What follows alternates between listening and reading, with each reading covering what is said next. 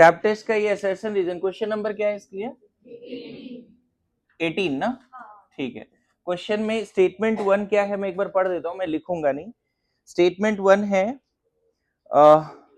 if initial concentration of all reactants are in stoichiometric ratio then their half life is same irrespective of order, है ना? ये statement सही है गलत है इसके बारे में हमें डिस्कशन करना है।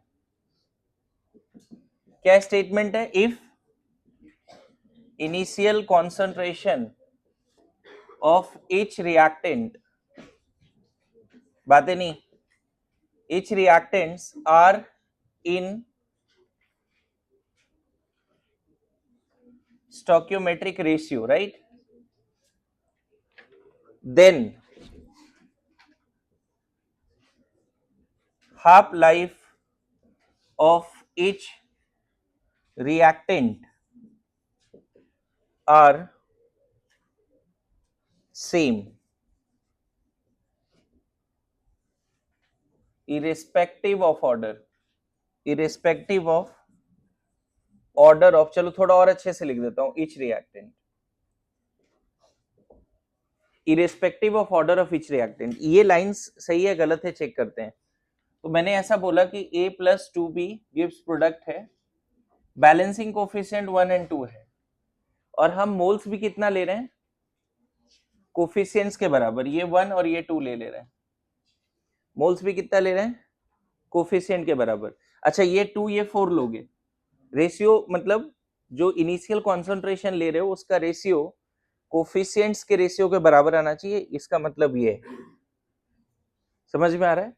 तो ये 2 ये 4 भी ले सकते हैं। अब हमें नहीं पता ये कॉम्प्लेक्स रिएक्शन है, सिंपल है, एलिमेंट्री है, क्या है नहीं पता, लेकिन हम मोल कंसेप्ट को समझते हैं। अगर मैं बोलूं 10 मिनट में ए हाफ हो चुका है, सपोज ए क्या हो चुका है? 10 मिनट में हाफ हो चुका है, तो मोल के हिसाब से बताओ what is the be left? 1। Be left will be 1।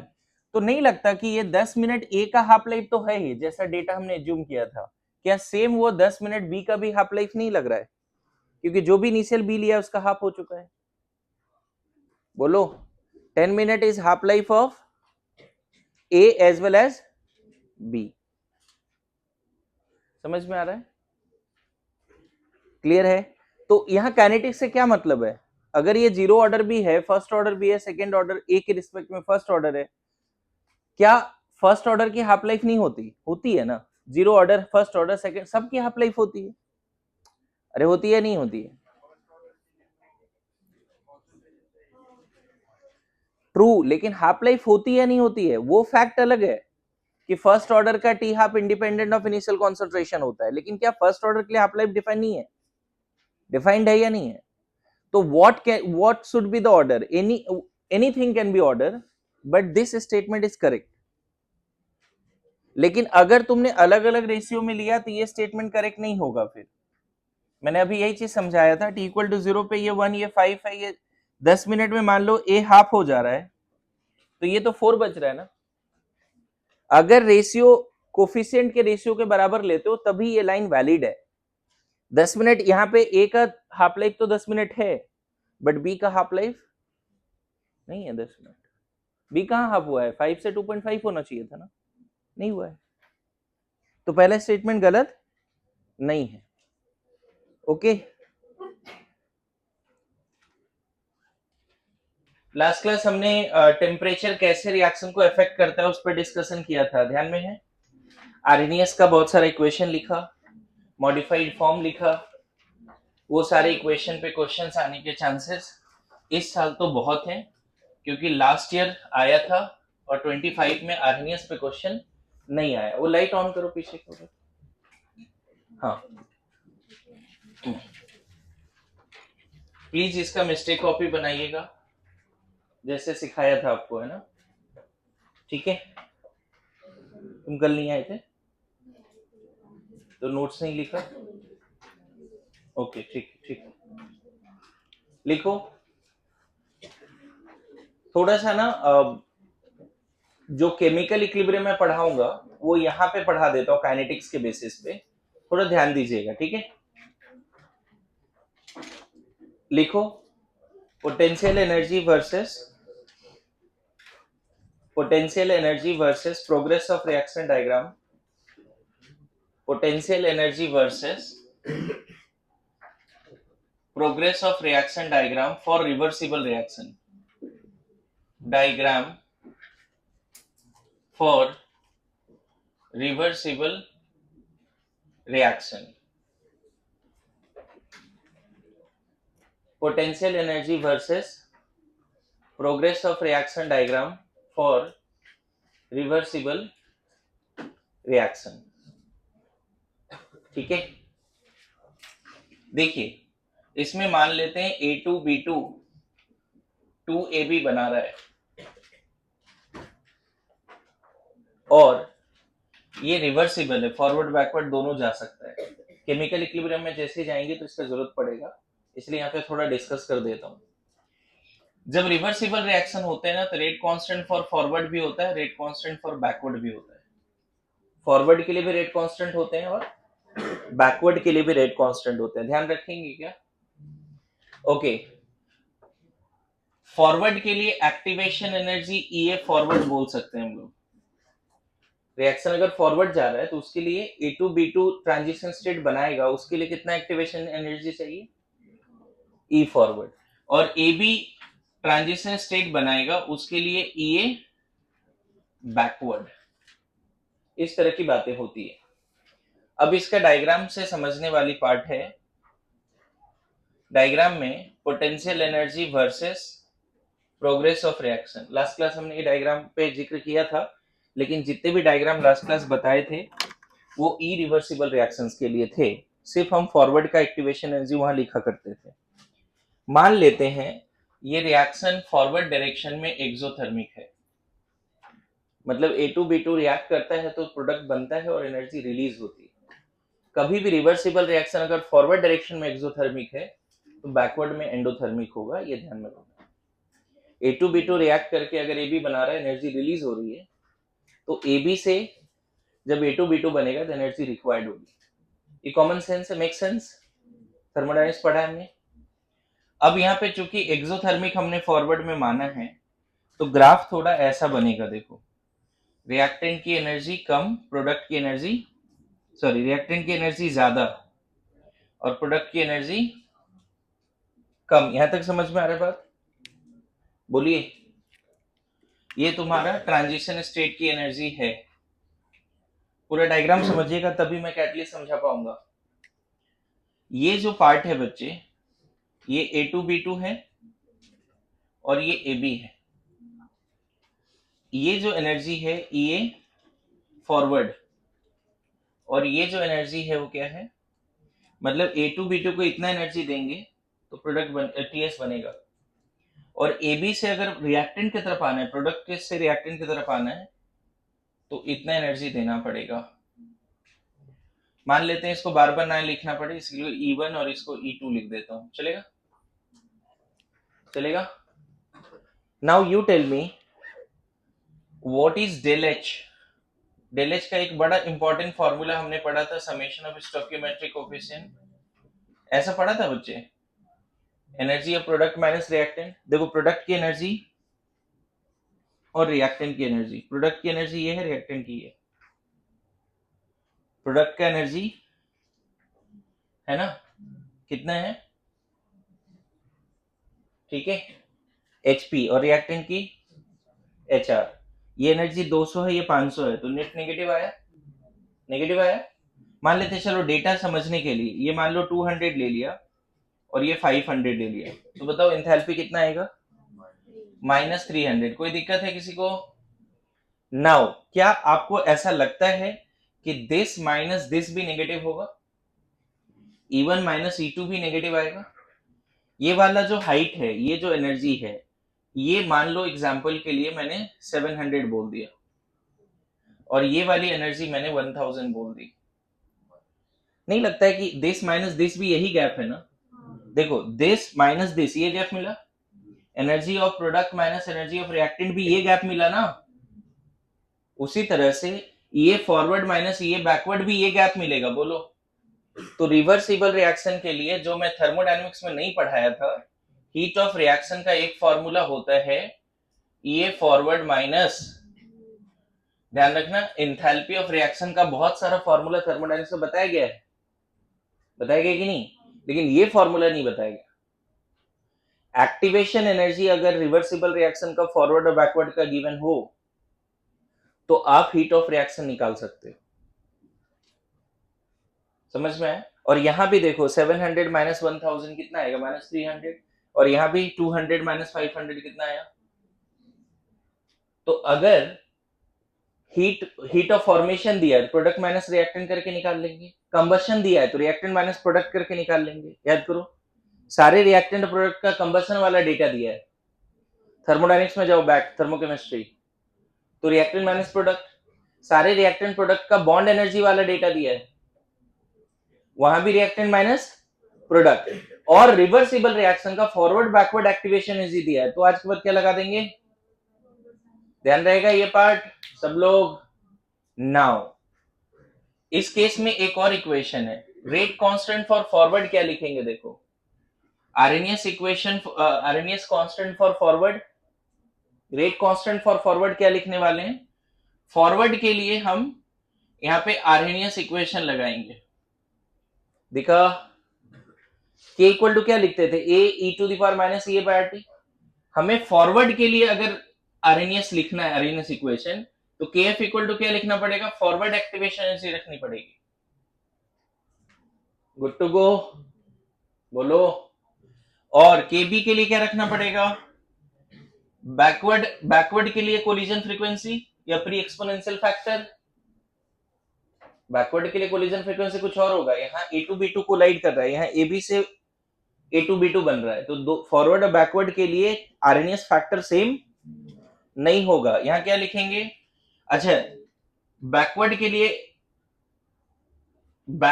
लिए rate constant backward activation energy पे डिपेंड करेगा। समझ में आया, क्लियर है, यहां तक कोई दिक्कत।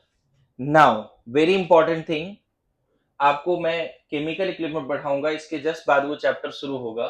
किसी भी रिएक्शन का इक्विलिब्रियम कांस्टेंट ना बच्चे KF बाई KB होता है। क्या होता है, KF बाई KB। जिसको नहीं समझ में आ रहा ये पार्ट, एक बार मैं समझा देता हूं। डिफरेंशियल रेट लॉ से क्या बोलते हैं, rate of forward KF A2B2। Differential rate law से रेट ऑफ फॉरवर्ड रिएक्शन क्या बोलेंगे, KF A2B2। मान लेते हैं कि जो कोफिशिएंट है वही ऑर्डर है, ऐसा एज्यूम कर लेते हैं लॉ ऑफ मास एक्शन से। और डिफरेंशियल रेट लॉ से बैकवर्ड, या लॉ ऑफ मास एक्शन या लिख दो, ज्यादा कंफ्यूजन नहीं रहेगा। लॉ ऑफ मास एक्शन से रेट ऑफ फॉरवर्ड रिएक्शन क्या लिखेंगे, KF A2B2 power 1 and rate of backward reaction क्या लिखेंगे, KB AB का स्क्वायर। कोई दिक्कत इसमें, तकलीफ है। केमिस्ट्री में इक्विलिब्रियम का मतलब होता है rate of forward and backward बराबर, rate of forward and backward बराबर, केमिस्ट्री में ये होता है मतलब इक्विलिब्रियम का, चलेगा। जैसे फिजिक्स में इक्विलिब्रियम का मतलब होता है नेट फोर्स जीरो होता है ना, यहां पर रेट ऑफ फॉरवर्ड और बैकवर्ड बराबर है तो इक्विलिब्रियम पे है। इसको देखो एक बार और समझा देता हूं, मान लो A2B2 लिया, 2AB T इक्वल टू 0 पे मान लेते हैं C1 ये C2 लिया, ये 0 है। जैसे मान लो रिएक्शन हमने 12:30 स्टार्ट किया, मान लो सपोज ये रिएक्शन 12:30 AM में स्टार्ट किया रिएक्शन, 10 मिनट के बाद T1 टाइम 10 मिनट ले लेते हैं, 12:40 पे इसको X1, इसको X2, इसको X3 लिख दो, समझे। 10 मिनट के बाद, 20 मिनट के बाद, है ना, तुम चाहो तो इसको Y1, Y2, Y3, क्योंकि धीरे धीरे A2B2 रिएक्ट करके AB बनाएगा, तो पता है X1, X2, C1, C2 से कम होगा, क्योंकि धीरे धीरे रिएक्शन फॉरवर्ड जा रहा है। और चूंकि रिवर्सिबल है तो इसका पावर है प्रोडक्ट से फिर बैक टू रिएक्टेंट में आने का। Good to go. मान लेते हैं T इक्वल टू 3 टाइम पे 30 मिनट, 1 बजे जो है ये G1, G2, G3 हो गया, समझ गए। नाउ ट्राई टू अंडरस्टैंड यहाँ हो क्या रहा है पूरे टाइम में। जब आप रेट ऑफ फॉरवर्ड निकालोगे 0 टाइम पे, तो के एफ C1 का पावर 1 एंड C2 का पावर 1 मिलेगा। रेट ऑफ फॉरवर्ड क्या मिलेगा? देखो अच्छी बात क्या है, डिफरेंशियल रेट लॉ का खासियत क्या है, जिस समय रेट निकालनी होती है उस समय का एक्टिव मास रखते हैं। अगर रेट ऑफ फॉरवर्ड तुम्हें जीरो टाइम पे चाहिए तो यहाँ पे A2 B2 initially zero time पे जो है वो रखना पड़ेगा। अरे ऐसा नो, पता चला ये सॉल्व करके 100 आ रहा है, मान लो इनिशियली रेट ऑफ फॉरवर्ड कितना आ गया। अच्छा उसी समय रेट ऑफ बैकवर्ड कितना आ गया बच्चे? तो उस समय केबी तो है बट यहाँ पे 0 का पावर 2 प्रोडक्ट है क्या जीरो टाइम पे? जीरो टाइम पे प्रोडक्ट बना ही नहीं। अरे ऐसा नो, ये फॉर्मूला जस्टिफाई करने वाला हूं अभी मैं। कौन सा फॉर्मूला? इक्विलिब्रियम कांस्टेंट के एफ बाई के बी होता है, वो लिख के मैं डिलीट कर दिया फिर अभी। इक्विलिब्रियम कांस्टेंट क्या होता है? K F by K B, where K F is the rate constant for forward and K B rate constant for backward. Okay अच्छा बताओ, ये तो फर्स्ट स्लॉट हो गया जीरो टाइम पे। मुझे बताओ इसी तरह से T1 टाइम पे क्या लिखोगे? आरएफ 10 मिनट पे क्या लिखोगे? केएफ तो नहीं बदलेगा, कॉन्सेंट्रेशन बदलते जाएगा लेकिन रेट कांस्टेंट तो नहीं बदलेगा। क्या लिखेंगे? x1 x2, जिस समय निकालना है उस समय का एक्टिव मास A2 B2 का यहां रखना पड़ेगा इस इक्वेशन में। आपको जीरो टाइम पे रेट ऑफ फॉरवर्ड निकालना है तो यहाँ C1 C2 रखना पड़ेगा। 10 मिनट पे निकालना है तो यहाँ पता चला ये आ गया घट के 70 घटेगा, क्योंकि आपको पता है कि रिएक्शन फॉरवर्ड जा रहा है तो ये और ये दोनों कम है C1 C2 से, कम होगा। नाउ इसी समय रेट ऑफ बैकवर्ड क्या लिखोगे? 10 मिनट पे केबी, उस समय x3 बन चुका है बच्चे, थोड़ा बहुत बन चुका है ना, थोड़ा बहुत बन चुका है, तो ये हो सकता है 30, मान लेते हैं थोड़ा बढ़ गया। पहले देखो रेट ऑफ बैकवर्ड 0 था लेकिन 10 मिनट के बाद जब ए बी बना तो रिएक्शन बैक भी चलना शुरू हुआ है। अभी भी स्पीड बराबर नहीं, अनइक्वल रेट से फॉरवर्ड बैकवर्ड चल रहा है। ये बात सबको समझ में आ रही है? इसी तरह से थर्ड में नहीं लिखता हूं, डायरेक्ट फोर्थ पे आ जाता, ये वाला डेटा मान लेते हैं। ये टाइम है equilibrium time, 30 minute is the equilibrium time. पता है 30 मिनट पे जब रेट ऑफ फॉरवर्ड निकालोगे 30 मिनट पे, तो डेटा क्या रखना पड़ेगा? के एफ G1 G2, और हो सकता है ये घट के 40 पे पहुंच गया, ये घटता जाएगा। और उसी समय रेट ऑफ बैकवर्ड 30 मिनट पे के बी Z3 का स्क्वायर करेंगे और ये हो सकता है ये भी 40 पे पहुंच गया। ऐसा नहीं करना कि 100 से घटा के 50 पे लाए, इसको 0 से 50 पे लेके गए, जरूरी नहीं है भाई। दोनों का रेट 40 पे बराबर हो सकता है। लोगों का ये थिंकिंग होगा, जैसे मैंने डिस्कशन किया उसमें लग रहा होगा कि 100 से घटा के 50 लाए और 0 से लेके 50, ये 100 से 40 आ गया 30 मिनट में, और वही 30 मिनट में ये 0 से 40 गया। पॉसिबिलिटी? अरे yes no, initially rate of forward 100 से घट के 30 मिनट में 40 पहुंच गया, और उसी 30 मिनट में रेट ऑफ बैकवर्ड 0 से बढ़ के कहां पहुंच गया? 40। एंड दिस इज कॉल्ड, देखो यहां पे दोनों बराबर हो गया ना, बराबर हो गया, तो इसीलिए बोला जाता है एट इक्विलिब्रियम, क्या बोला जाता है? Rate of forward is equal to, कोई आज के बाद मतलब मैं फिर से ऐसा बोल रहा हूं कि कोई किसी को बोले केमिकल इक्विलिब्रियम का क्या मतलब है, तो पहला लाइन ये आना चाहिए तुम्हारे दिमाग में कि rate of forward equal to rate of backward. और रेट हमने बहुत अच्छे से पढ़ा है काइनेटिक्स में। अच्छी बात है कि केमिकल इक्विलिब्रियम से पहले हमने काइनेटिक्स पढ़ लिया, क्योंकि वहां रेट का जरूरत पड़ता है ना। काइनेटिक्स में अलग से बता, अभी 11th में पढ़ा रहे तो उनको अलग से रेट बताना पड़ता है, उसमें 2 घंटे जाते हैं। समझ गए ना? रेट क्या है, change in concentration by time, active mass में चेंज बाय टाइम, वो बताना पड़ता है। लॉ ऑफ मास एक्शन वगैरह एक्सप्लेन करना पड़ता है वहां पे। अच्छा ये दोनों जैसे इक्वेट करोगे क्या लिखोगे इसको? के एफ A2 B2, ध्यान रखना यहाँ पे A2 B2 इक्विलिब्रियम पे जो है वो रखना पड़ेगा, इनिशियल नहीं रख देना, G1 G2 रखना पड़ेगा। और इसके जगह पे क्या जी? के बी ए बी का स्क्वायर, केबी एबी का स्क्वायर। यहां तक समझ रहे हो? ठीक है, अब यहां से बताओ के एफ बाई के बी, ये दोनों एक कांस्टेंट है बच्चे, rate constant for forward and backward. इसको इधर डिवाइड किया, इसको उधर ले गया, क्या मिलेगा? ए बी का square A two B two मिलेगा। पता है यहां पे Z3 स्क्वायर और यहां Z1 Z2 रखोगे, ध्यान रखना रेट इक्वल है, इसका ये मतलब नहीं इक्विलिब्रियम कांस्टेंट 1 है। रेट इक्वल किया और फिर हमने के एफ बाई के बी एक तरफ कर दिया है, और प्रोडक्ट का कॉन्सेंट्रेशन और रिएक्टेंट का कॉन्सेंट, ये 1 नहीं आएगा, इसका और इसका प्रोडक्ट 1 था, समझ रहे हैं ना? ये 1 नहीं आएगा, ये कोई वैल्यू आएगा, और बाद में इसी को क्या एज्यूम कर लिया गया? के इक्विलिब्रियम। के इक्विलिब्रियम किसी भी रिवर्सिबल रिएक्शन अगर क्लोज कंटेनर में करा रहे हैं, any reversible reaction if carried out in A close container, sooner or later it will gain the state of equilibrium, and at equilibrium rate of forward backward बराबर होगा। और उस समय जैसे ही ये लिखोगे रेट ऑफ फॉरवर्ड बैकवर्ड, यहां एक नया एक्सप्रेशन दिखेगा K F by K B, and this is called equilibrium constant. Equilibrium constant का दो एक्सप्रेशन है, एक तो rate constant for forward to that of backward, दूसरा product of active masses of products divide by product of active masses of reactants at equilibrium. और मैं बताऊं chemical equilibrium में तुम ये फॉर्मूला कम लगाओगे, वहां इक्विलिब्रियम कांस्टेंट निकालने के लिए कौन सा फॉर्मूला लगाओगे? ये फॉर्मूला लगाओगे, product of active masses of products divide by product of active masses of reactants raise to the power their coefficients. तो मैं क्या बता रहा हूं आपको, इधर वाले सीक्वेंस में मैंने केमिकल इक्विलिब्रियम का थोड़ा पार्ट डिस्कस किया, फिर से इधर आ जाओ।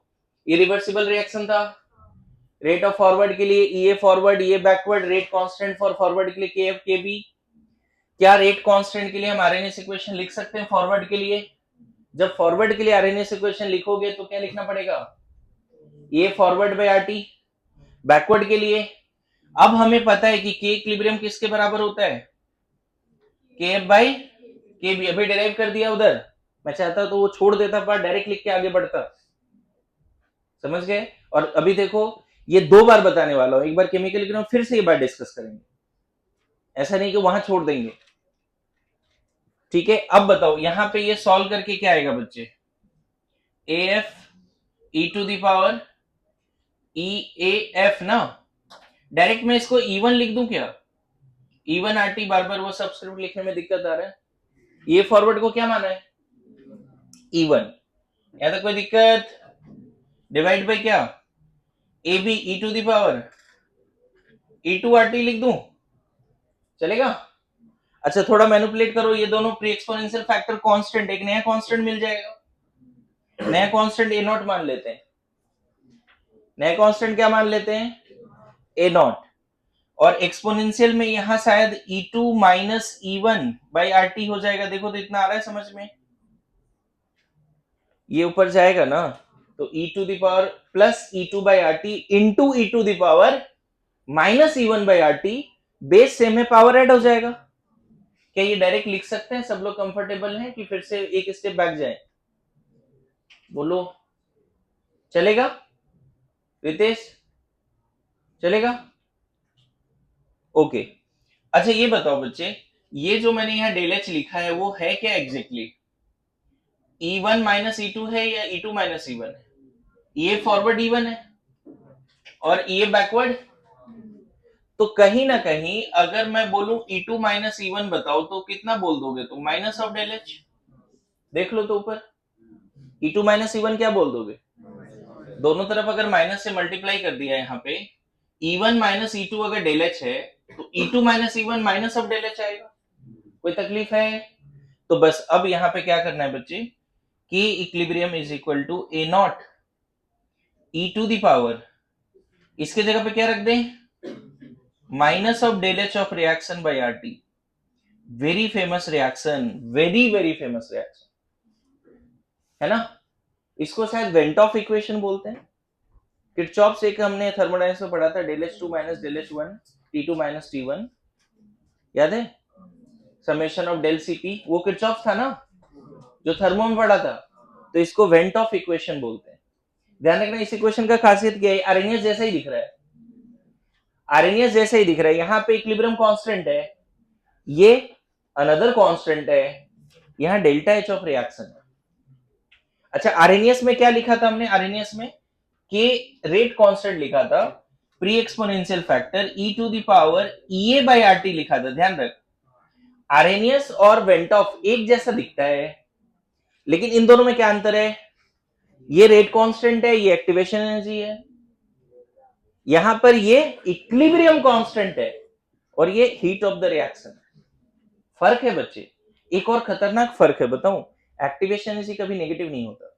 इस इक्वेशन में आप ये का वैल्यू नेगेटिव नहीं रख सकते, हमेशा प्लस रखना पड़ेगा।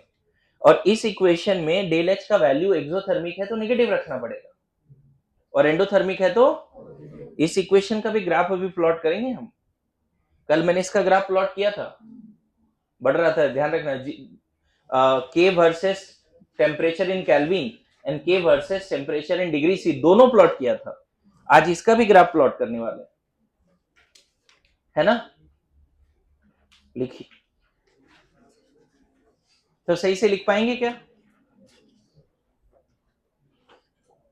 मेरा मानना है कि हो सकता है उस फॉर्मूले से क्वेश्चन आए, delta H equal to A forward minus ये बैकवर्ड। हो सकता है इतना इन डेप्थ में नहीं जाए मेडिकल में कि भाई रेट कांस्टेंट वगैरह, इक्विलिब्रियम कांस्टेंट और RNS equation forward backward divide करके फिर वेंट ऑफ इक्वेशन डिराइव करना मुश्किल है, नहीं लगता आएगा।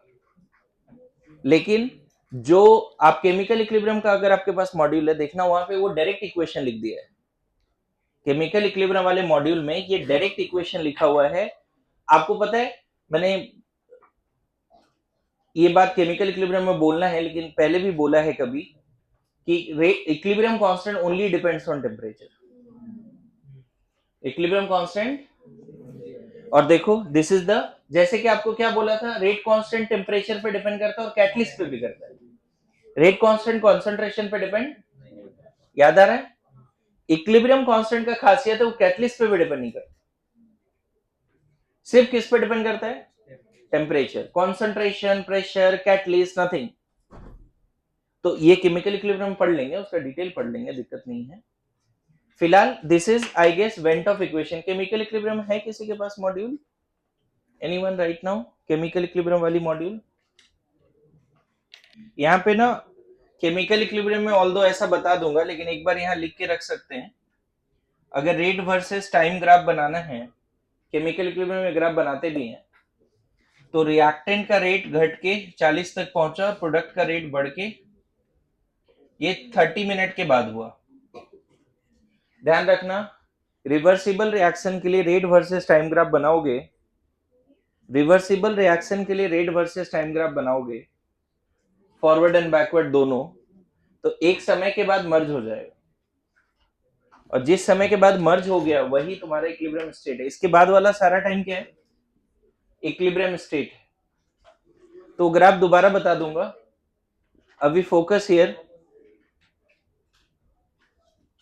फिर से आरएनएस जो कल पढ़ा उसमें ये इक्विलिब्रियम कांस्टेंट नहीं है, ये क्या है, रेट कांस्टेंट है, और ये एक्टिवेशन एनर्जी है। यहाँ पे टेम्परेचर हम डिग्री सी में नहीं रखते, केल्विन में रखते हैं, और आर का वैल्यू यूनिवर्सल गैस कांस्टेंट है, सब कुछ सेम है। आरएनएस का प्री एक्सपोनेंशियल फैक्टर कुछ और होगा, और जो केमिकल इक्विलिब्रियम कांस्टेंट जो फंक्शन ऑफ टेम्परेचर उसका प्री एक्सपोनेंशियल फैक्टर कुछ और होगा। इन दोनों इक्वेशन में क्या क्या बदल गया है, प्री एक्सपोनेंशियल फैक्टर कुछ और है, एक्टिवेशन एनर्जी के जगह पे डेल एच आ चुका है, बस इतना ही फर्क है, चलेगा? देखो केमिकल इक्विलिब्रियम में ये पार्ट समझाने में 2 घंटे जाते हैं, और अभी हम इस स्टेज पे पहुंच गए कि ये वाला पार्ट जल्दी हो जाएगा। और बहुत बार तो ऐसा होता है कि लोग डायरेक्ट ये इक्वेशन लिखते हैं, इसका आरएनएस से डेरिवेशन है और वो मैंने कराया, ओके, आरएनएस से डेरिवेशन है और वो करा दिया। नाउ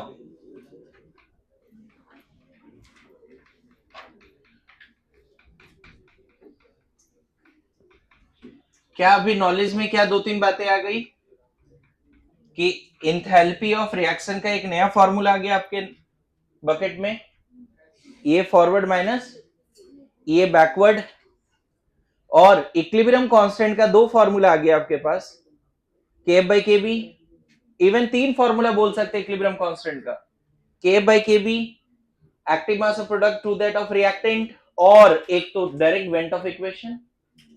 हाँ, क्या है इक्वेशन? के इज इक्वल टू, के यहाँ इक्विलिब्रियम कांस्टेंट है, क्या है? A not E to the power del H by R, बोलो, यहाँ डेल एच ऑफ रिएक्शन है, चलेगा?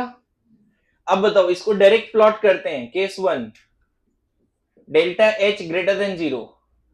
अगर ये एक्सोथर्मिक रिएक्शन है बच्चे, तो बिल्कुल आरएनएस जैसा प्लॉट हो जाएगा, क्योंकि ये अगर पॉजिटिव हो गया, डेल एच अगर पॉजिटिव हो गया, बताओ डेल एच अगर पॉजिटिव हो गया तो के इक्वल टू क्या लिख सकते हो? A not E to the power, अच्छा बताओ ये पॉजिटिव है, इसका वैल्यू मान लो 5000 रख देते हैं, 5000 बाई आर इंटू टी, ऐसा फंक्शन है कुछ, डेल्टा एच का वैल्यू पॉजिटिव है, ध्यान दीजिए। अच्छा बताओ, इस इक्वेशन में टी का वैल्यू इंफिनिटी रखेंगे तो क्या हो जाएगा? के ए के बराबर आएगा, ए नॉट के बराबर। देखो तो इस इक्वेशन में टी इंफिनिटी रख दो तो ये पूरा टर्म जीरो ना, आर तो पॉजिटिव नंबर है, ऊपर भी पॉजिटिव नंबर है, ये सॉल्व करके कितना आ जाएगा? टी इंफिनिटी रखोगे तो zero, minus zero zero zero, तो e to the power zero one, क्या मिल गया? अच्छा, इसी इक्वेशन में अगर t इक्वल टू 0 केल्विन रख देते हो, तब के इक्विलिब्रियम किसके बराबर होगा? सोचना है। जैसे इसको 0 केल्विन रखेंगे, माइनस इंफिनिटी होगा। कल आरएनएस में ये काम किया हुआ है, केस 1 केस 2 केस 3 लेके। जैसे इसको हमने 0 रखा, ये माइनस इंफिनिटी होगा।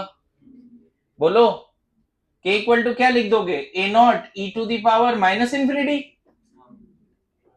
और कहीं ना कहीं ये क्या लिखोगे? A not E to the power infinity, A not infinity tending to zero.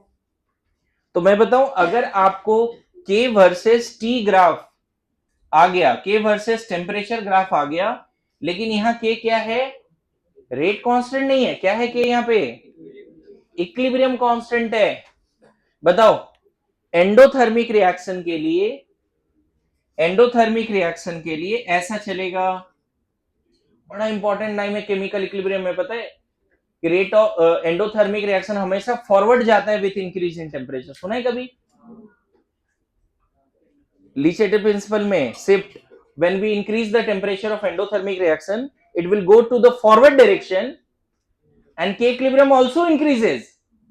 देखो, लो टेम्परेचर पे के इक्विलिब्रियम का वैल्यू कम है, हाई टेम्परेचर पे के इक्विलिब्रियम का वैल्यू ज्यादा है। देखो ना, समझ में आ रहा है? टेम्परेचर बढ़ने से अगर इक्विलिब्रियम कांस्टेंट बढ़ रहा है, ध्यान रखना, रेट कांस्टेंट तो हमेशा बढ़ता है। We are talking about equilibrium constant. Temperature बढ़ने से अगर इक्विलिब्रियम कांस्टेंट बढ़ रहा है, तो डेफिनेटली डेल्टा एच क्या है? एंड वाइस वर्सा भी बोल सकते हो। टेम्परेचर बढ़ा, इक्विलिब्रियम कांस्टेंट बढ़ा, डेल एच बढ़ पॉजिटिव रहा है, तभी ऐसा होगा। मतलब यहां पे shift in forward direction, shift in forward, वो रिवर्सिबल रिएक्शन फॉरवर्ड ज्यादा फास्ट चल लेगा। हाई टेम्परेचर पे एंडोथर्मिक रिएक्शन फॉरवर्ड थोड़ा फास्ट भाग लेगा, such that new equilibrium constant बढ़ जाएगा। क्लियर है? ये ग्राफ याद रखना। अब केस 2 क्या है बच्चे? केस 2, अगर delta H less than zero है, एक्सोथर्मिक है, एक्सोथर्मिक, मुझे बताओ के इक्विलिब्रियम क्या लिखोगे? A not E to the power, ये माइनस 5000 रख दे क्या by R T? Heat release हो रहा है, रिवर्सिबल रिएक्शन जब फॉरवर्ड डायरेक्शन में जा रहा है, तो इक्वेशन कैसा मिलेगा? A not E to the power plus 5000 by R T. अब गौर करना बच्चे, इस इक्वेशन में टेम्परेचर जब इंफिनिटी रखोगे तो के जो है ए नॉट होगा। इनफाइनाइट टेम्परेचर पे कैसे कैसे समझ में आया? जैसे आपने इसको इंफिनिटी रखा है, ई टू द पावर जीरो हो गया, ये पूरा जीरो हो गया। इनफाइनाइट टेम्परेचर पे अभी क्या हो रहा है? के किसको अटेन कर रहा है? ए नॉट को। अच्छा, इसी में अगर टी 0 केल्विन रखोगे, तब के इक्विलिब्रियम किसको अटेन करेगा? अरे यार, इंफिनिटी को चेक कर, क्या बात कर रहा है? यहां 0 रखा, e to the power something by zero, मतलब e to the power infinity, minus infinity नहीं है, e to the power plus infinity है। A not into e to the power plus infinity, सब मल्टीप्लाई करके इंफिनिटी आएगा ना। Good to गो, बोलो please, समझ रहे हो? ओके, यहां पे इक्वेशन जो होगा के वर्सेस टेम्परेचर, देखो क्या दिख रहा है यहाँ पे, इनफाइनाइट टेम्परेचर पर ऐसा ग्राफ होगा, ऐसा ऐसा, देखो ऐसा। 0 केल्विन पे के का वैल्यू क्या मिला हमें? 0 केल्विन पे के का वैल्यू क्या मिला? इंफिनिटी। और इनफाइनाइट टेम्परेचर पे के का वैल्यू क्या मिला? ए नॉट मिला ना। देखो ना, ये किसको टच कर रहा है ये ग्राफ? इंफिनिटी पे ए नॉट को टच कर रहा है। अब गौर करना है यहाँ पे खासियत देख, T1 टेम्परेचर पर, T1 टेम्परेचर पर और T2 टेम्परेचर पे क्या दिख रहा है? T1 पे K1 और T2 पे K2, क्या दिखा? टेम्परेचर बढ़ने से K घट रहा है, दिख रहा है आपको? टेम्परेचर बढ़ने से K घट रहा है, एकदम ये बात अभी रट्टा मार। टेम्परेचर बढ़ने से अगर K घट रहा है, K यहाँ रेट कांस्टेंट नहीं है, रेट कांस्टेंट तो कभी नहीं घटता, rate constant, equilibrium constant temperature बढ़ने से घट रहा है तो डेफिनेटली एक्सोथर्मिक है एंड वाइस वर्सा। इसमें भी ऐसा लाइन लिखाते हैं केमिकल इक्विलिब्रियम में कि if increase in temperature for exothermic it will shift in backward direction. दोबारा पढ़ा देंगे, घबराने की बात नहीं है, अभी ये दोनों ग्राफ आपके सिलेबस का पार्ट है। Equilibrium constant versus temperature, equilibrium constant versus temperature for endothermic as well as exothermic, ये आपके सिलेबस का पार्ट है। समझ गए? आरएनएस में दो बातें क्यों नहीं थी? क्योंकि वहां एक्टिवेशन एनर्जी हम नेगेटिव। आरएनएस में क्या लिख रहे थे यहाँ पे? के रेट कांस्टेंट था, फिर exponential factor E to the power क्या, minus E A by R T, और ई हमेशा क्या होता था आरएनएस के केस में? आरएनएस के केस में ई हमेशा क्या होता था? पॉजिटिव। समझ में आ रहा है ना?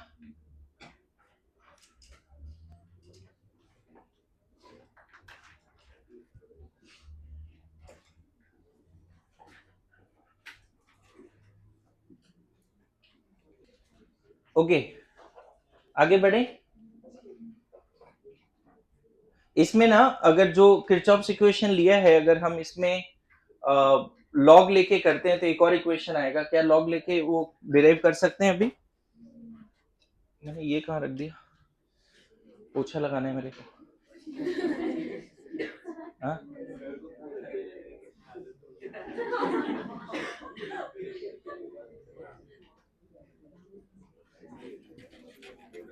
पोछा लगाने की आदत हो गई मेरे को, नहीं?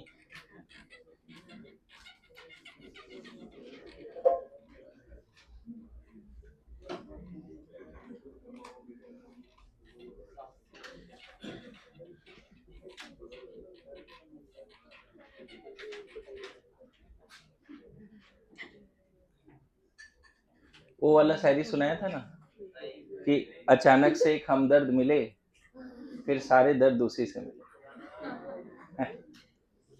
तो मिलेगा तुम्हें भी, घबराने की बात नहीं है। ओके, के इक्वल टू क्या है? A not E to the power minus del X by R T है। आप दोनों तरफ एल एन के ले लेते हैं तो क्या लिख देंगे इसको?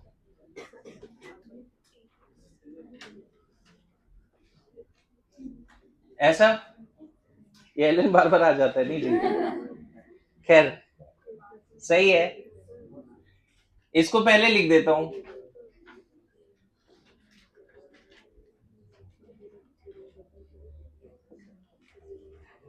ऐसा चलेगा? यहां से minus del H by R T plus L N A not, ये इक्वेशन। अब मैं बेस चेंज कर दे रहा हूं, बेस 2.303, मतलब बेस 10 कर लेते हैं, तो पता है पूरा इक्वेशन क्या हो जाएगा? डायरेक्ट लिख देता हूं, log K equal to minus del H by 2.303 R 1 by T plus log A not. ध्यान रखिए Kirchhoff sorry van't of equation थोड़ा इस फॉर्म में मॉडिफाई होता है। तो यहां पर भी इसका दो ग्राफ बनेगा। दो ग्राफ क्यों? जब डेल एच पॉजिटिव रखेंगे और जब डेल एच नेगेटिव रखेंगे। समझ में आया? तो केस वन यहां पे ले लेते हैं, जब delta H greater than zero है। अब बताओ delta H greater than zero है तो लॉग के minus del H by 2.303 R into 1/t plus log A not. गौर करना बच्चे, ये y मान लेते हैं। अच्छा ये पॉजिटिव है तो स्लोप तो नेगेटिव ही होगा। स्लोप क्या होगा? नेगेटिव। बिल्कुल आर्नियस जैसा है। ये 1/t x मान लेते हैं और ये इंटरसेप्ट है y equal to mx plus c, slope negative, intercept positive. तो ग्राफ कैसा मिलेगा इस केस में? ध्यान रखना यहाँ log k versus 1/t graph draw कर रहे हैं, लेकिन यहाँ k जो है, कल मैंने यही ग्राफ ड्रॉ किया था रेट कांस्टेंट के लिए। आज मैं सेम ग्राफ ड्रॉ कर रहा हूं इक्विलिब्रियम। तो यहां पर स्लोप ऐसा चलेगा ग्राफ। इसका स्लोप क्या लिख दोगे? Minus delta H by 2.303 R. मैं बताऊं, एक दो बार जेईई मेंस में ऐसे सवाल आए हैं कि ये ग्राफ दिया था लॉग के वर्सेस 1/t और पूछा था नेचर ऑफ रिएक्शन बताइए, एक्सोथर्मिक या एंडोथर्मिक। कैसा क्वेश्चन था, समझ गए? और बिल्कुल वो नीट का सवाल है, ऐसा नहीं कि नहीं पूछा जा सकता है ना। थोड़ा सा बचते हैं लॉग वगैरह की, ऐसा मानते हैं पूरा इंडिया लेवल पे इस लेवल पे बातें नहीं हो रही है, तो जो सेट कर रहे हो बच रहे, लेकिन इस बार तो वो भी नहीं किए उन्होंने, है ना। ठीक है, तो ऐसे सोचना कि नहीं आएगा, गलत है। केस टू बताओ बच्चे, डेल एच अगर लेस देन जीरो है तब क्या लिखने वाले हम लोग? लॉग के अभी लिखेंगे तो यही जो है इक्वेशन वही लिख रहे हैं, लेकिन यहां पर चीजें क्या बदलेगी देखो। यहां चीजें क्या बदल जाएगी? ये y, ये स्लोप जो पॉजिटिव हो चुका है, कैसे पॉजिटिव हो गया? ये नेगेटिव रखेंगे ना, ये तुम्हारा x और ये तुम्हारा intercept. y equal to mx plus c, positive slope and positive intercept both. कैसा ग्राफ दिखेगा? कैसा ग्राफ दिखेगा? log k versus 1/t graph कैसा दिखेगा? बोलिए। स्लोप भी पॉजिटिव, इंटरसेप्ट पॉजिटिव। देखो ये जो इंटरसेप्ट दिख रहा है ना, ये log a नॉट है, और इसका जो tan थीटा बन रहा है, ये जो थीटा बन रहा है, tan थीटा क्या हो जाएगा? Minus del H by 2.303 R. लेकिन ये वैल्यू आएगा पॉजिटिव, क्योंकि डेल एच का वैल्यू क्या रखना है वहां पे? नेगेटिव। तो कभी कभी देखो, वो डायरेक्ट ग्राफ था के वर्सेस टी, उधर equilibrium constant versus T direct graph था। यहाँ पे लॉग के वर्सेस, मैं फिर बोलूं ये सेम पार्ट में केमिकल इक्विलिब्रियम में नहीं पढ़ाऊंगा, ठीक है।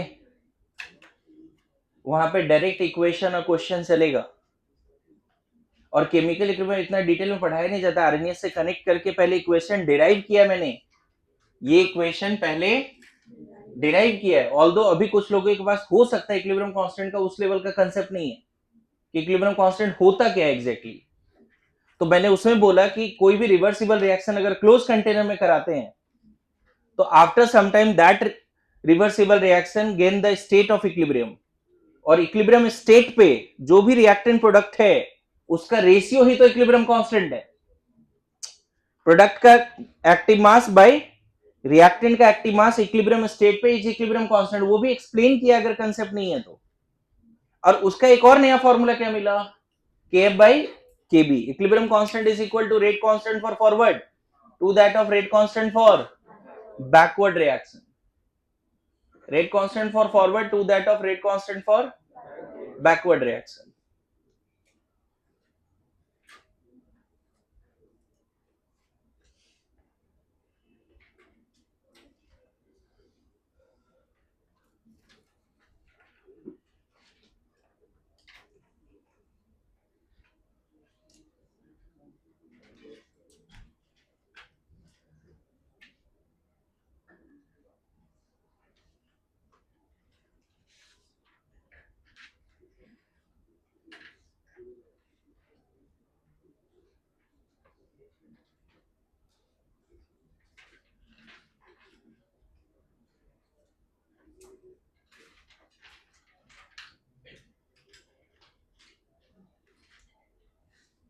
ठीक है,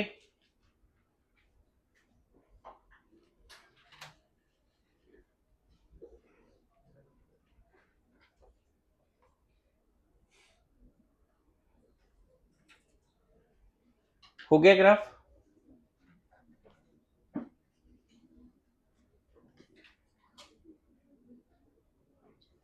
एक लाइन एकदम स्टार मार्क करके रखो कि रेट कांस्टेंट टेम्परेचर बढ़ने से बढ़ता है, इक्विलिब्रियम कांस्टेंट टेम्परेचर बढ़ने से बढ़ भी सकता है और घट भी सकता है, डिपेंड्स ऑन, ठीक है। यहां तक डन है, सब लोगों ने कर लिया, लिख लिया। नाउ एक और इसी में मॉडिफाइड वेंट ऑफ इक्वेशन कर देता हूं, सेम इक्वली लाइकली यहां से भी क्वेश्चन आने के चांसेस रहेंगे। क्या इक्वली लाइकली, सब लोग ध्यान दीजिए। इक्वली लाइकली का क्या मतलब है, यहाँ पे लैब 1 में कोई रिवर्सिबल रिएक्शन करा रहे हैं, A2B2 gives 2AB, delta H है इसका, और ये रिएक्शन T1 पे करा रहे हैं। लैब 1 में ये रिएक्शन हम करा रहे हैं T1 टेम्परेचर पे। सेम रिएक्शन लैब 2 में करा रहे हैं A2B2 2AB, इसका भी डेल्टा H, लेकिन अच्छा यहाँ फिर एजम्पशन क्या है, देखो अब तुम पीछे वाले जो किरचॉफ इक्वेशन में जाना, अलग अलग टेम्परेचर पे हम del H two minus del H one लिखते थे, याद करो। अगर 1 लीटर पेट्रोल ऐसा मान लो 30 डिग्री पे बर्न किया, तो जो हीट रिलीज हुआ वही 1 लीटर पेट्रोल अगर 50 डिग्री पे बर्न किया तो थोड़ा हीट अलग रिलीज होता है। बट अभी हम मानते हैं कि टेम्परेचर में लार्ज गैप नहीं है, तो हीट ऑफ रिएक्शन में भी लार्ज गैप नहीं होगा। यहाँ एजम्पशन क्या है, del H at T1 and del H at T2 same, जबकि आपको पता है कि डिफरेंट रिएक्शंस के लिए किरचॉफ्स इक्वेशन ऐसा था ना, del H two minus del H one by T2 minus T1 summation of del CPM कुछ करके था, याद करो, है ना। यहाँ पे हम बोलते थे T2 पे enthalpy of reaction del H two, और T1 पे इंथैल्पी ऑफ रिएक्शन। अभी मैं ऐसा एज्यूम कर रहा हूं यहां पर कि टेम्परेचर वेरी किया बट दोनों रिएक्शन का हीट ऑफ रिएक्शन या एंथैल्पी ज्यादा चेंज नहीं हो रहा है। मतलब कितना ही बदल जाएगा, अगर मान लो यहां पर है ना पुणे में 1 लीटर पेट्रोल से अगर कार 20 किलोमीटर जा रही है, तो ऐसे नहीं बोलेंगे लेह लद्दाख जहां पे 5 डिग्री या -5 डिग्री टेम्परेचर है वहां पे 20 किलोमीटर नहीं जाएगी। लगभग मोरलेस वही होगा। टेम्परेचर में ड्रास्टिक चेंज कर दोगे तो डेल एच दो डिफरेंट टेम्परेचर पे अलग आएगा। मैं तो ये एक्टिवेशन एनर्जी के लिए भी बोला था आपको, सेम रिएक्शन का एक्टिवेशन एनर्जी बदल सकता है अगर टेम्परेचर अलग है तो। लेकिन वहां भी जब वो इक्वेशन डिराइव किया था, log K2 by K1 is equal to EA by 2.303 R 1 by T1 minus 1 by T2, 24 में सवाल भी आया था, वो सॉल्व भी किए कल। वहां पर भी दो डिफरेंट टेम्परेचर पे उस रिएक्शन की एक्टिवेशन एनर्जी क्या माना हमने, सेम। तो यहां भी वही करने वाले हैं। अगर ये दोनों रिएक्शन दो अलग टेम्परेचर पर इक्विलिब्रियम को गेन करता है, तो यहां पर T1 पे इसका K इक्विलिब्रियम क्या लिखेंगे, A naught e to the power del H RT1. This is the equilibrium constant at temperature T1 of this reaction. मतलब मान लेते हैं जैसे तुमने यहाँ पे देखा था C1 C2 ये 0, और 30 मिनट के बाद इक्विलिब्रियम पे आके क्या हो गया, G1 G2 एंड G3 ऐसा हो गया। यहाँ बदलेगा चीजें, यहाँ पे अलग टेम्परेचर पे ना C1 C2 से ही शुरू करो, लेकिन यहाँ 30 मिनट के बाद हाई टेम्परेचर पे यहाँ पे अलग लिखना पड़ेगा, सेम नहीं लिख सकते, एक्टिव मास चेंज हो जाएगा। अब यहाँ पे इक्विलिब्रियम पे जो एक्टिव मास है T1 पे, यहाँ पे इक्विलिब्रियम पे एक्टिव मास अलग आएगा, क्योंकि रिएक्शन थोड़ा ज्यादा फॉरवर्ड या बैकवर्ड चला है हाई टेम्परेचर पे। चलो कोई नहीं, यहाँ इक्विलिब्रियम पे आया, इक्विलिब्रियम कांस्टेंट क्या लिख दिया हमने, है ना, बेंट ऑफ, यहाँ कितना लिख देंगे, इक्विलिब्रियम कांस्टेंट है T2 K2, कितना लिख देंगे A नॉट।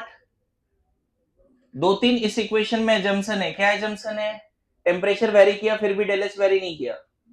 दूसरा एजम्पशन, दोनों इक्वेशन का प्री एक्सपोनेंशियल फैक्टर सेम लिया है, बस ये दो एजम्पशन है।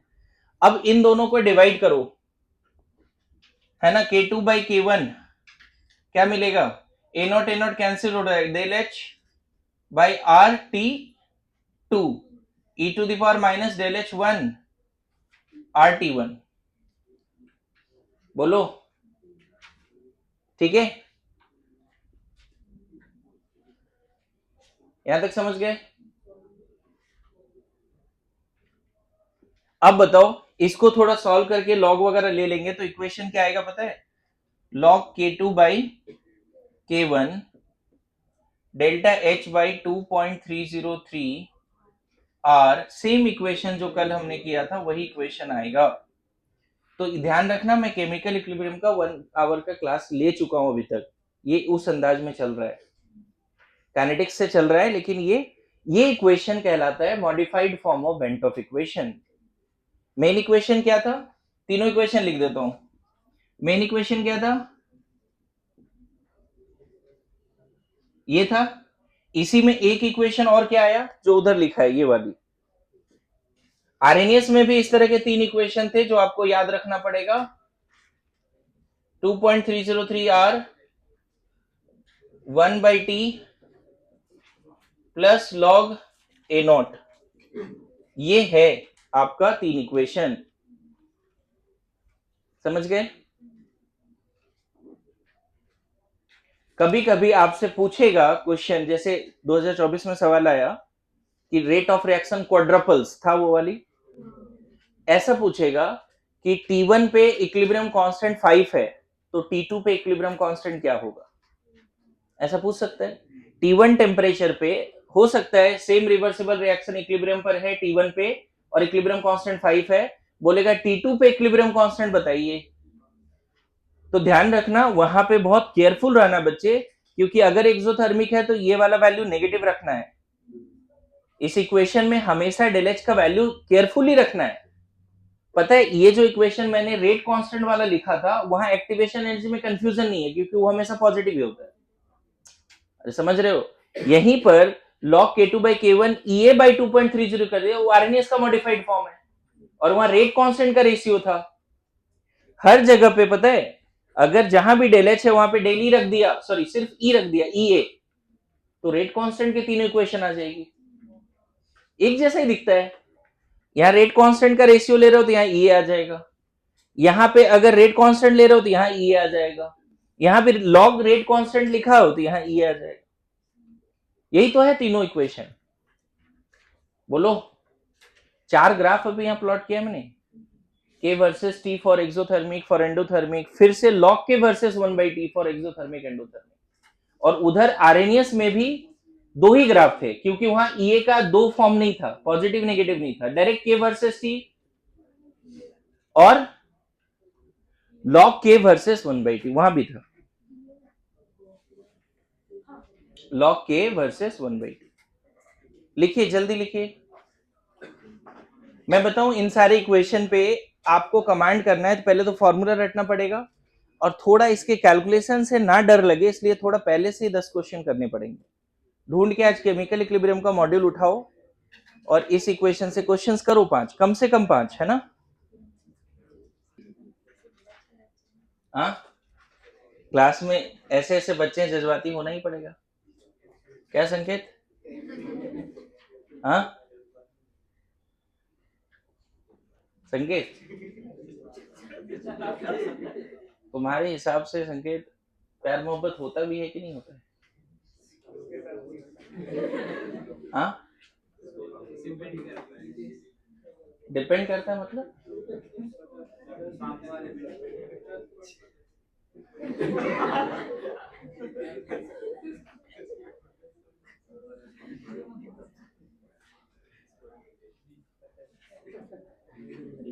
तो थोड़ा एक्सप्लेन कर, क्या मतलब डिपेंड का क्या मतलब है?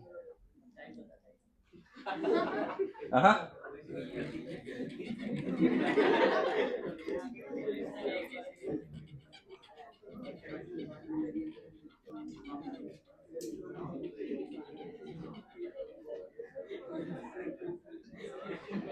अरे बोल,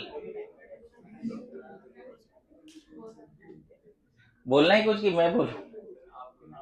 मैं बोलूं? मुझे लगता है कि तुमसे जिसको प्यार होगा उसको प्यार से भरोसा उठ जाएगा।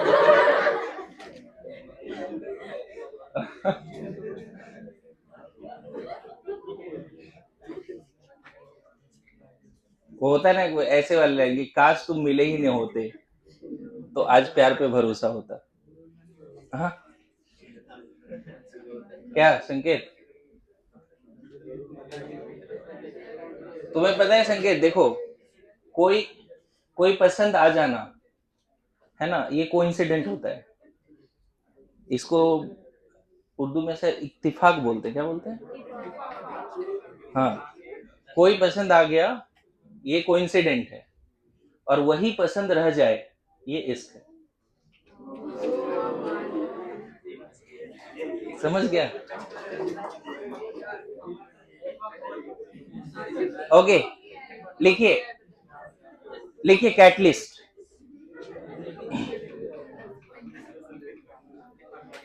इसको कुछ नहीं समझ में आया होगा। अरे आया तुम्हें समझ में इश्क क्या है? ये तो समझ जाए कम से कम। चलो कैटलिस्ट के थ्रू समझाता हूँ। लिखिए, how catalyst affect the rate of reaction.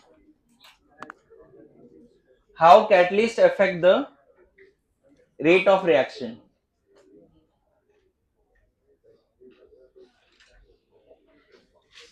तुम लोग देखो, कंटेंट को इज्जत नहीं कर रहा है, लेकिन जो भी पढ़ाया मैंने नहीं घंटे, बहुत रेयरली होगा कि कोई किसी ने यूट्यूब पे डाला हो।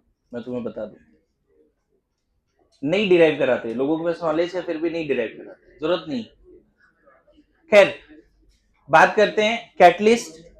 How catalyst affect the rate of reaction. Heading दिया, देखो, जब भी आप कैटलिस्ट वर्ड यूज करोगे, एनसीईआरटी में कैटलिस्ट का मतलब नेगेटिव कैटलिस्ट नहीं है, उसको पॉजिटिव कैटलिस्ट के फॉर्म में लेना है। ठीक है, कैटलिस्ट का डेफिनेशन क्या है पहले लिख लो। एनसीईआरटी है किसी के पास? मैं बताऊं एक चीज, जो कैटलिस्ट को लेके अगर मान लो किसी बुक से कुछ चीज याद कर सकते हैं, तो इससे अच्छा बुक नहीं है। इसमें जितना पार्ट कैटलिस्ट को लेके दिया है, बस उतना ही रट लो, काम हो जाएगा। That is more than sufficient and best content है। इससे ज्यादा कंटेंट का जरूरत नहीं है। इसमें कुछ एक्स्ट्रा मैं ऐड कर दूंगा एंड दैट इज फिर सफिशिएंट है। थोड़ा सा सही तरीके से लिखा देंगे। लिखो, catalyst is a substance which increases the rate of reaction without itself undergoing any permanent chemical change. Catalyst is a substance which increases the rate of reaction. Catalyst is the substance which increases the rate of reaction without itself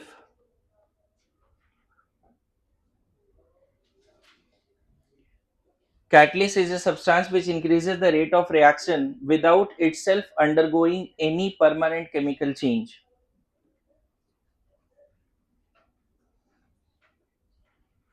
जिसमें NCERT में एक example दिया है, 2KClO3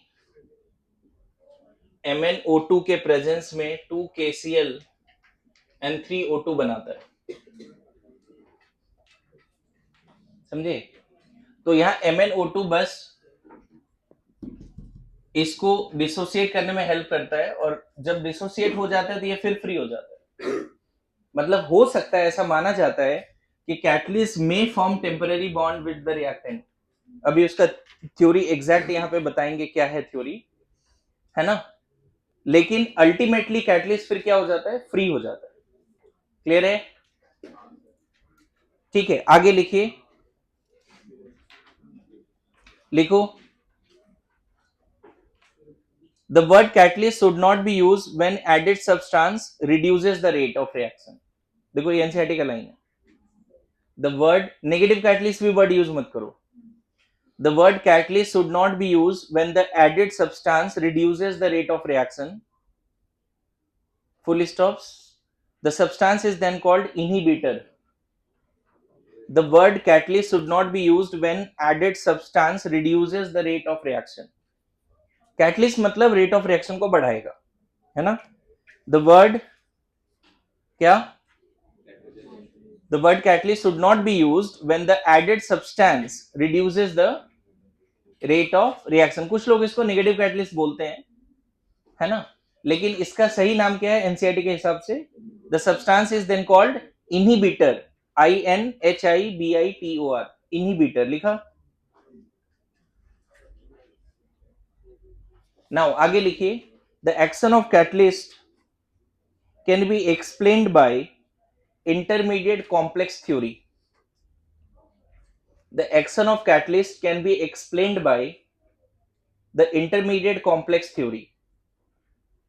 The action of catalyst can be explained by the intermediate complex theory.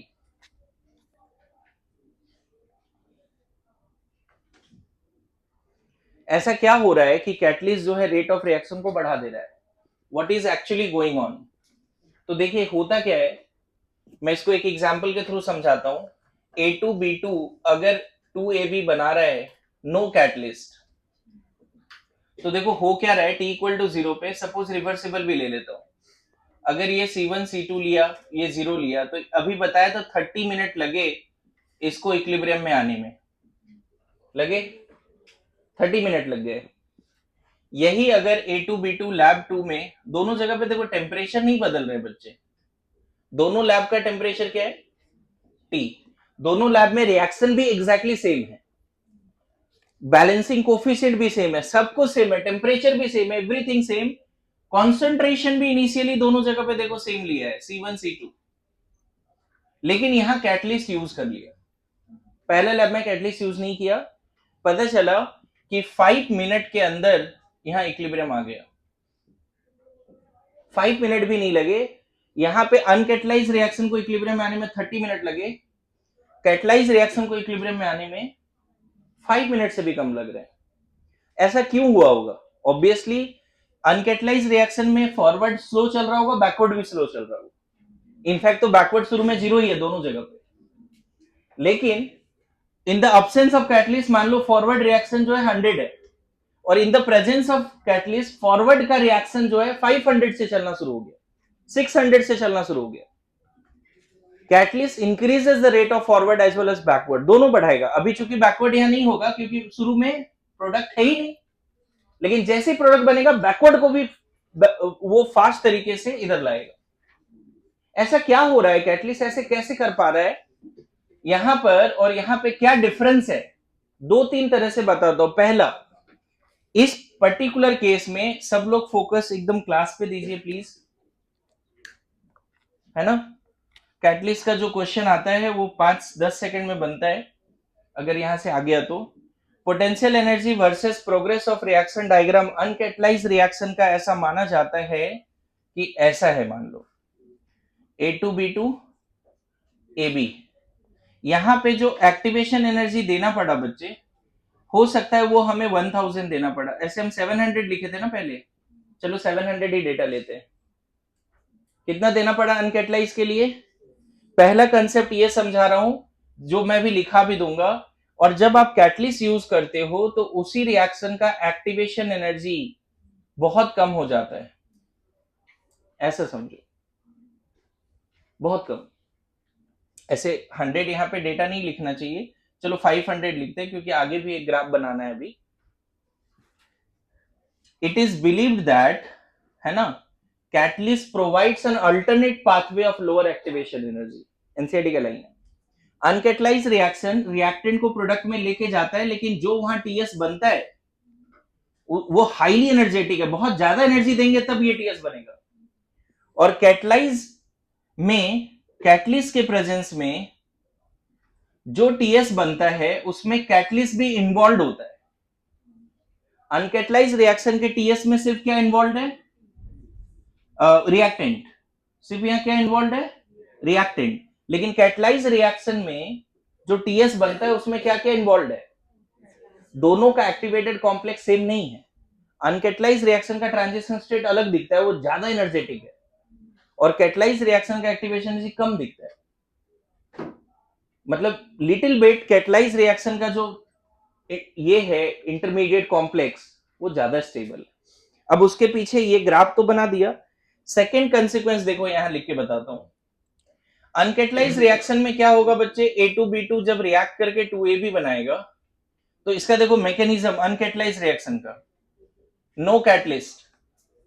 अनकैटलाइज reaction में, है ना, mechanism में ऐसे कर सकते हो, प्लीज बातें नहीं, मैं रैंडम एक अपने से स्टेप लिख देता हूं, ठीक है. पहले ये दोनों बॉन्ड टूटा, फिर ए और बी जुड़ा एंड तब प्रोडक्ट बना, ऐसा। अनकेटलाइज रिएक्शन में ए बॉन्ड पहले टूटा, फिर बी बॉन्ड भी टूटा एंड देन फिर नया बॉन्ड बना, ऐसा। लेकिन यही अगर यहां पे कैटलिस्ट होता, प्लीज साइलेंस, यहां पे मान लो कैटलिस्ट है, इसको कैटलिस्ट को एस बोल रहे हैं ऐसे समझने के लिए। अब यहां देखो मैकेनिज्म क्या है, A2 पहले कैटलिस्ट के साथ दोस्ती करेगा, A2S बनाएगा, B2 भी कैटलिस्ट के साथ दोस्ती करेगा, टेम्परेरी बॉन्ड बनाता है कैटलिस्ट के साथ, B2S, एंड अब होता है क्या, A2S प्लस B2S आपस में 2AB बनाकर कैटलिस्ट को फ्री कर देता है। मैकेनिज्म देखो बदल रहा है।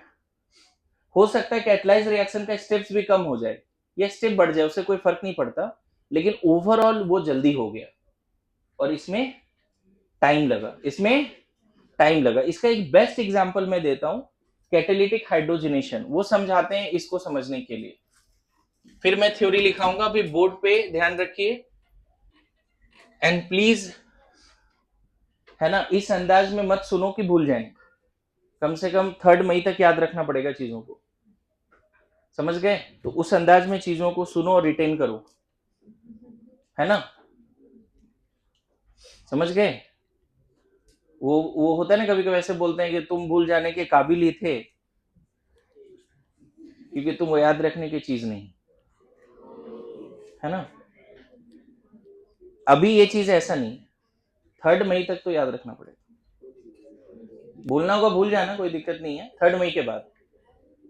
ओके, सी, एक रिएक्शन है, इथीन सुना होगा, प्लस H2 बनाता है इथेन, और यहां अगर कैटलिस्ट लेते हैं तो रिएक्शन बहुत फास्ट होता है, और कैटलिस्ट नहीं लेते हैं तो इसमें बहुत टाइम लग जाता है।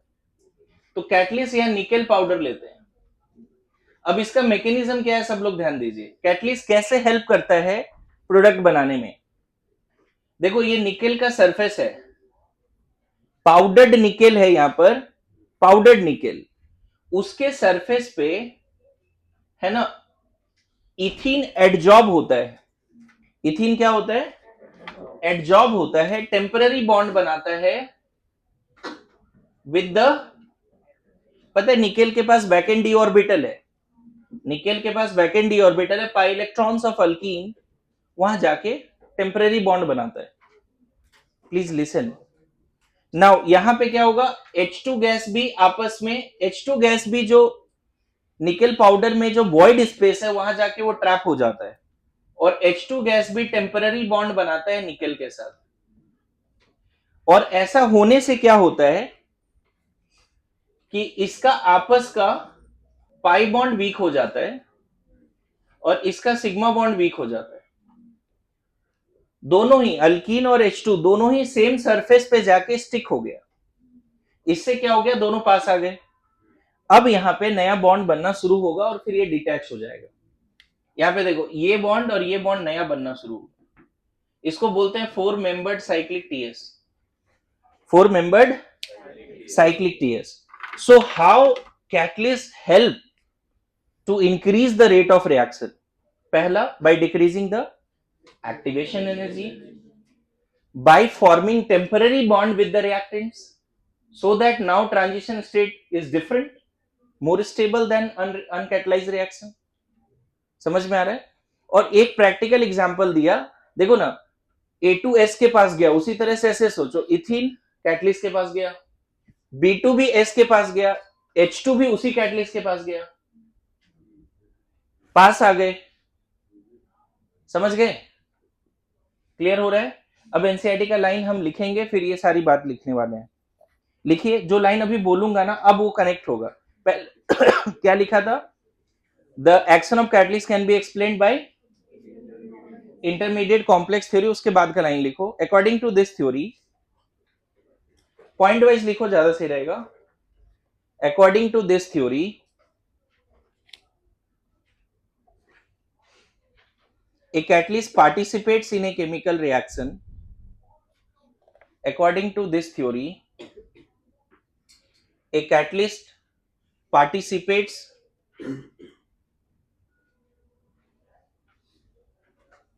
according to this theory, a catalyst participates in a chemical reaction by forming temporary bond with the reactants, by forming temporary bonds with the reactants, resulting in an intermediate complex, resulting in an intermediate complex, resulting in an intermediate complex,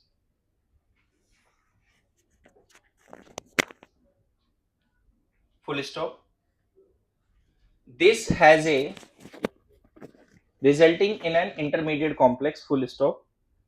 Now this has a transitory existence. This has a transitory existence and decomposes to yield products and the catalyst. मतलब देखो ये तो temporary बना फिर वो detach हो गया. This has ए इस तरह का इंटरमीडिएट कॉम्प्लेक्स बना, कैटलिस्ट खुद थोड़ा पार्टिसिपेट कर गया रिएक्टेंट के साथ और इस तरह का ट्रांजिटरी कॉम्प्लेक्स बना एंड इसकी एग्जिस्टेंस भी बहुत कम टाइम के लिए. क्या लिखा था? This has a transitory existence and decomposes to yield. क्या बन के हट रहा है ये बताओ? ये इथेन हट गया, कैटलिस्ट अलग हो गया, यहां से क्या हो जाएगा? ये क्या बन के हटेगा? इथेन. पता है ऑर्गेनिक को बताएंगे सिन एडिशन भी होता है, दोनों H सेम डायरेक्शन से ऐड हो रहा है, सिन एडिशन. सुना है कभी? ओके, नाउ आगे लिखिए. It is believed that catalyst provides an alternate pathway. It is believed that catalyst provides an alternate pathway. It is believed that catalyst provides an alternate pathway or reaction mechanism by reducing the activation energy. It is believed that, एक भी line में NCERT से बाहर नहीं लिखा रहा हूं, सब एनसीईआरटी का लाइन है. It is believed that catalyst provides an alternate pathway or reaction mechanism by reducing the activation energy between reactant and products. By reducing the activation energy between reactants and products and hence lowering the potential energy barrier, and hence lowering the potential energy barrier as shown. अब ये पूरा लिख सकते हैं as shown. अभी इसमें और थोड़ा सा बात है, 10 मिनट का बात और बचा है. तुम जितना जल्दी लिखोगे या फिर मैं कंप्लीट कर दूं, तुम लोग लिख लोगे. ऐसा कंप्लीट कर दूं या तो फिर उतना टाइम बचा नहीं है? बोलो जल्दी. ठीक है,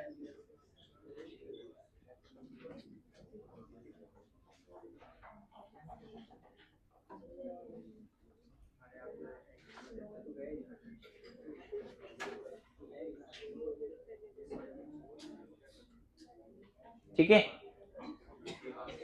ओके. कंप्लीट कर दूं? टाइम चाहिए लिखने का? ठीक. ये लेकिन लिखना पड़ेगा आपको, ये ध्यान रखना, नोट्स कंप्लीट होना चाहिए.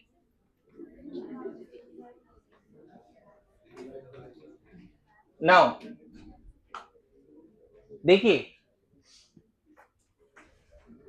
यहां पे फिर से सेम ग्राफ बना रहा हूं मैं. A2B2 2AB, एक बार कैटलिस्ट है और एक बार नहीं है. थोड़ा सा पार्ट एक्सप्लेन करते हैं फिर इसमें आगे बढ़ जाएंगे. देखिए, अनकैटलाइज रिएक्शन का मान लेते हैं ये ग्राफ है और दोनों एक साथ बता रहा हूं, और कैटलाइज रिएक्शन का ये ग्राफ है. यहां पे तुम्हारा A2B2 है और यहां AB. नाउ स्केल के बारे में देखते हैं क्या क्या स्केल है. यहां पे कैटलिस्ट किसको बदल सकता है, किसको नहीं बदल सकता है, उस पर बात करते हैं. ठीक है, अब बताना मुझे खुद से, ये पार्ट अगर मैं लिख रहा हूं E1 तो क्या हम ऐसा बोल सकते हैं activation energy for forward reaction in the absence of catalyst, चलेगा? ये पार्ट लिख रहा हूं E2 तो activation energy in the absence of catalyst for backward, है ना? बोलो EA फॉरवर्ड, है ना? और पूरा क्या है अब्सेंस, तो लिखने में थोड़ा तकलीफ है इसीलिए मैं डायरेक्ट एक्सप्लेन कर रहा हूं, चलेगा? इसको क्या बोल सकते हैं? EA बैकवर्ड, ये भी क्या absence. Now you tell me ये E3 क्या है? E3 activation energy for forward reaction in the presence of catalyst. उसी तरह से ये क्या है? E4, बोलो। हमें ऐसे लिखना पड़ेगा, अगर मान लो इधर लिखना पड़ा E3 लिखना पड़ा तो EA forward presence of catalyst, ऐसे लिखना चाहिए, प्रेजेंस ऑफ कैटलिस्ट, सही है? और E4 कितना लिख दें? EA बैकवर्ड, किसके लिए? अगेन प्रेजेंस के लिए, बोलो। नाउ यू टेल मी, इन सब का वैल्यू रख देता हूं बच्चे, सपोज ये मैं रख देता हूं 700, या चलो थोड़ा वैल्यू चेंज करते हैं, ये 1000 रख देते हैं और ये रख देते हैं 1300। अब बताओ what is the enthalpy change? Enthalpy change याद करो, E1 माइनस E2 लिखेंगे, in the absence of catalyst what is the enthalpy change, and this comes out to be minus 300, good to go. अच्छा मुझे बताओ दिस E3 माइनस E4 भी तो यही gap है,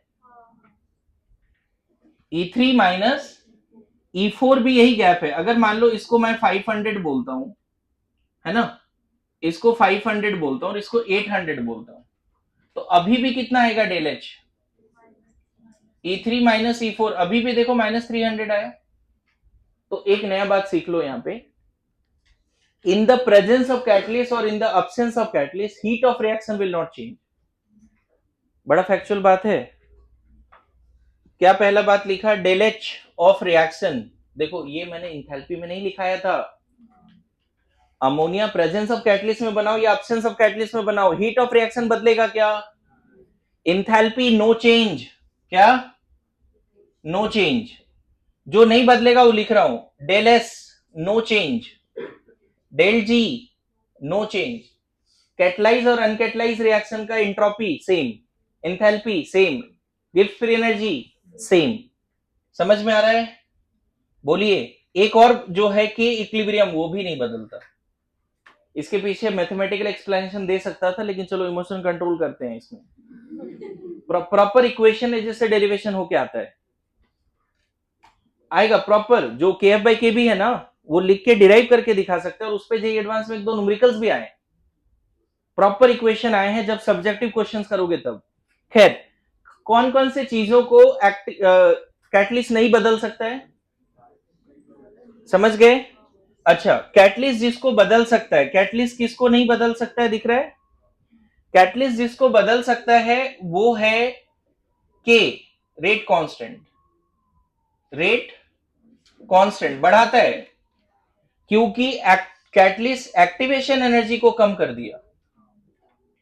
कैटलिस्ट क्या किया? एक्टिवेशन, देखो ना, अनकैटलाइज रिएक्शन का एक्टिवेशन 1000 है, कैटलाइज का 500 है। कैटलिस्ट किसको बदल सकता है बच्चे? रेट को बढ़ा सकता है, एक्टिवेशन एनर्जी को कम कर सकता है, रेट को भी क्या कर सकता है? एक्टिवेशन एनर्जी कम हो गया, अभी तो देखा तो तुमने, अनकैटलाइज रिएक्शन इक्विलिब्रियम में 30 मिनट में आए, कैटलाइज रिएक्शन 5 मिनट में आ गए। कैसे आ गए? क्योंकि रेट, और एक चीज, catalyst rate activation energy for forward and backward same extent से घटाया, देख लो, 1000 से 500 किया, 1000 से कितने से घटा? 500 से घटा ना। फॉरवर्ड का एक्टिवेशन एनर्जी कितने से घटाया है? 500 से। बैकवर्ड का एक्टिवेशन एनर्जी कितने से घटाया? देखो 1300 से 800 कर दिया। Catalyst decreases the activation energy for forward and backward by the same extent. By the same extent. यहां पे जो एनर्जी चेंज लिखोगे ना, वो चाहे तुम E1 माइनस E3 लिखो या E2 माइनस E4 लिखो, सेम आएगा.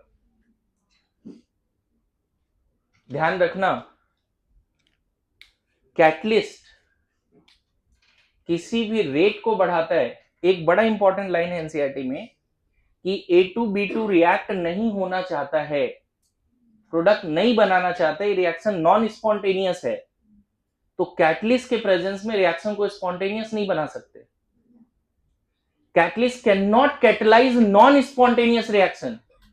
Catalyst can catalyse only spontaneous. जो पॉसिबल है उसके रेट को बढ़ा सकता है. मेरी बात समझ रहे हो? जो पॉसिबल नहीं है उसके रेट को नहीं बढ़ा सकता है. डेल्टा जी चेंज नहीं कर पा रहा है. ऐसा है किसी रिएक्शन का Gibbs free energy change positive है, मतलब नॉन स्पॉन्टेनियस है. कैटलिस्ट के प्रेजेंस में उसका Gibbs free energy change negative नहीं हो सकता, जीरो भी नहीं आ सकता. Catalyst can catalyse only spontaneous chemical reaction, can not catalyse. Catalyst can not. देखो होता क्या है बच्चे, catalyst will increase the rate of forward backward. Catalyst will increase KF and KB both, but ratio will not change. ये equilibrium constant क्या था बताओ? Equilibrium constant था KF बाय KB. अब ये दोनों जगह पे क्या रख दोगे? अब्सेंस. मतलब इन the absence of catalyst rate of forward, मान लो KF है, रेट ऑफ बैकवर्ड क्या है? KB है. पता चला ये सॉल्व करके 5 आ रहा है. तो अगर कैटलिस्ट आ चुका है तो KF in the presence of catalyst and KB in the presence of catalyst, ये भी 5 आएगा. क्यों? क्योंकि कैटलिस्ट सिर्फ रेट कांस्टेंट फॉर फॉरवर्ड को बढ़ाया क्या? Catalyst will increase the rate of forward and backward by the same extent. Catalyst will increase the rate constant for forward and backward by the same extent. Rate constant और rate दोनों को equal rate से बढ़ाता है. मतलब uncatalysed reaction का KF KB, मान लो ये 10 है, ये 2 है, ठीक है? 10 है और ये 2 है, तो कितना आ गया? 5 आ गया. कैटलाइज्ड रिएक्शन का KF 20 होगा तो ये 4 हो जाएगा. दोनों को डबल कर रहा है एक तरह से. पहले अनकैटलाइज का KF कितना था? 10, और फॉरवर्ड का और बैकवर्ड का कितना था? 2. तो रेशियो कितना आ गया?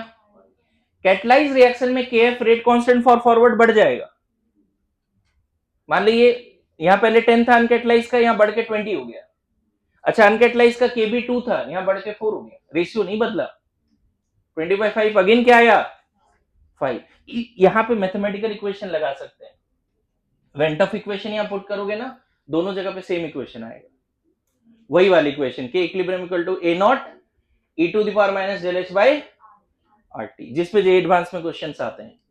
मैं बताऊं, आपका अगर क्वेश्चन आना हुआ तो ये थ्योरी से आएगा, किसको बदल रहा है किसको नहीं बदल रहा है. मैंने 4 लाइन और लिखने थे, मैंने लिखा नहीं, मैंने बोल दिया, रिकॉर्डिंग में है.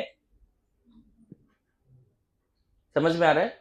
Catalyst will increase the rate of forward and backward by same extent. Catalyst will increase the rate constant for forward and backward by the same extent such that equilibrium constant will not change. What can be changed? Activation जी कम हो जाएगा, rate constant बढ़ जाएगा, rate भी बढ़ जाएगा. And more important, अनकैटलाइज और catalyse reaction, इस पे क्वेश्चन जेई मेंस में 4 बार आ रखा है. 4 बार PYQ सॉल्व करना जरूर मिलेगा.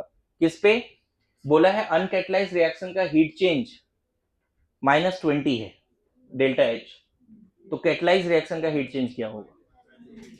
एकदम फैक्चुअल, नो सॉल्विंग. समझ में आ रहा है? वो PYQ जेई मेंस का करोगे और वो मान के चलो एक्सपेक्टेड है. अगर एक्टिवेशन और कैटलिस्ट से आया तो इस पेज से बाहर नहीं जाए, है ना? मैं देखो इस लाइन से बोल रहा हूं, इस कन्विक्शन के साथ बोल रहा हूं, जस्ट बिकॉज कि मुझे पता है कि इस पेज में सब कवर्ड है, इसलिए बोल पा रहा हूं. समझ में आया? है वो क्वेश्चन है? करो. ठीक है, चलो, थैंक यू सो मच. अब पूरा काइनेटिक्स होमवर्क है, पूरा काइनेटिक्स नेक्स्ट क्लास में मैं डिस्कशन लूंगा और नेक्स्ट क्लास में जीओसी शुरू होगा।